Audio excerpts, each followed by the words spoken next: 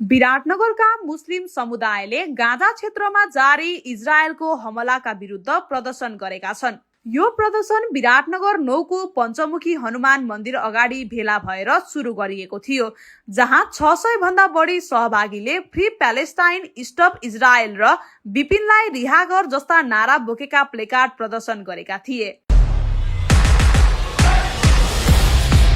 Mainavati still industries राष्ट्रिय निर्माणमा एक कदम अगाडि।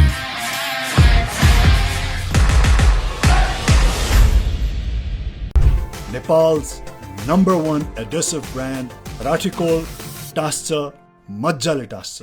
प्रदर्शनमा सहभागी सहद अहमदले भने इजरायलले मानवताको हनन गरिरहेको छ।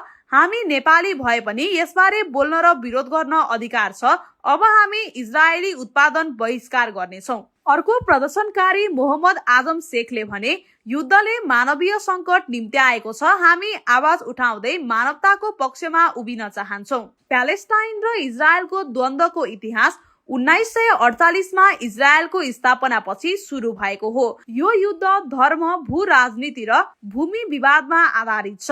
2024 मा पुनः सुरु भएको यो युद्धले पछिल्लो 1 महिनामा हजारौंको मृत्यु भएको छ, जसमा बालबालिका र महिलाहरूको संख्याले गम्भीर मानवीय संकटको इशारा गरेको छ। गाजामा जारी हवाई आक्रमण र बमबारीले लाखौं मानिस विस्थापित भएका छन्। जनजीवन अस्तव्यस्त छ। अस्पतालहरूमा औषधि र सुविधाको अभाव छ र नागरिकहरू दिनदिनै मृत्युको जोखिममा बाँच्न बाध्य छन्। विगतमा संयुक्त राष्ट्र संघ र अन्य अन्तर्राष्ट्रिय निकायहरूले प्यालेस्टाइन इजरायल युद्धविरामका लागि पहल गरेका थिए। 2024 को सुरुवातमा भएको युद्धविरामले केही समय शान्ति ल्याए पनि पुनः रमजान महिनामा आक्रमण सुरु भएको थियो। नेपाल जस्ता शान्तिप्रेमी देशमा प्यालेस्टाइन इजरायल द्वन्द्वको विरोध हुनु विश्वव्यापी मानवताको पक्षमा रहेको सन्देश हो।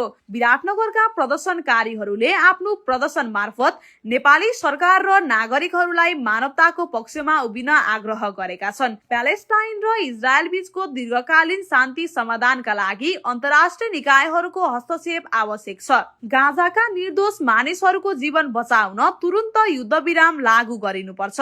मानवताको रक्षाका लागि विराटनगरको प्रदर्शनले सन्देश दिएको छ। शान्तिका लागि सधैँ उभिनु अहिलेको आवश्यकता हो। मात्र प्रिमियर नेक्स्ट 500D ले दिन्छ तपाईको निर्माणलाई पूर्ण सुरक्षा, भरोसा, नयाँ युग निर्माणको।